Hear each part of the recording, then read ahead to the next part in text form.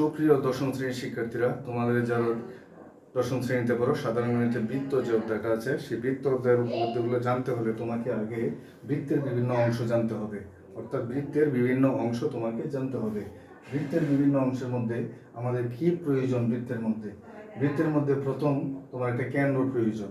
অর্থাৎ কেন্দ্রের কোনো দৈর্ঘ্য প্রস্থ নেই, একটা নির্দিষ্ট বিন্দু, সেই কেন্দ্রটা প্রয়োজন।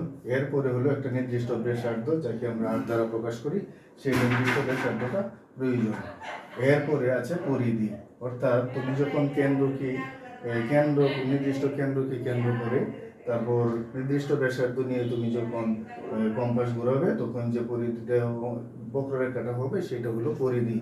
এরপরে হলো ব্যাস।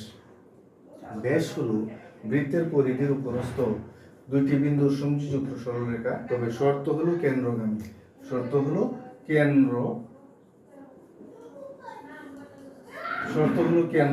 ব্যাসটা সবসময় ব্যাসের শর্ত হলো সে কেন্দ্রগামী।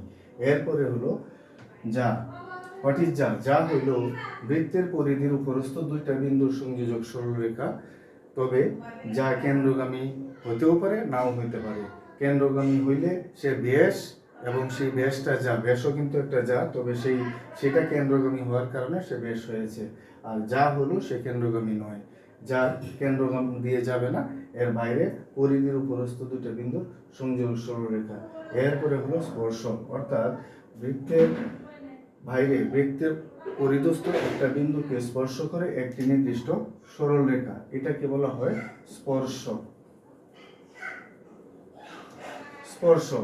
অর্থাৎ স্পর্শকটা বৃত্তের পরিধির উপরস্থ একটি বিন্দুতে স্পর্শ করবে, ছেদ করবে না, কিন্তু একটি বিন্দুতে স্পর্শ করবে, সে হলো বৃত্তের স্পর্শক। অর্থাৎ তাহলে বৃত্তের বিভিন্ন অংশের মধ্যে আমরা কি পাই?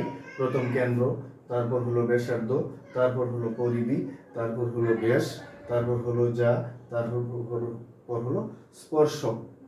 অর্থাৎ এই অংশগুলো সম্পর্কে যদি তোমাদের সম্পূর্ণ ধারণা থাকে, তাহলে বৃত্তের যে কোনো উপপাদ্য তোমাদের জন্য প্রমাণ করা একদম ইজি। ঠিক আছে? তো এই সম্পূর্ণ অংশগুলোর, এই যে বৃত্তের বিভিন্ন অংশগুলোর ধারণা তোমাদের অবশ্যই থাকতে হবে। আমি আবার বলছি, কেন্দ্র একটি নির্দিষ্ট পয়েন্ট, অর্থাৎ একটি নির্দিষ্ট বিন্দু, সে হলো কেন্দ্র, যাকে কেন্দ্র করে আমরা বৃত্তটি অঙ্কন করব।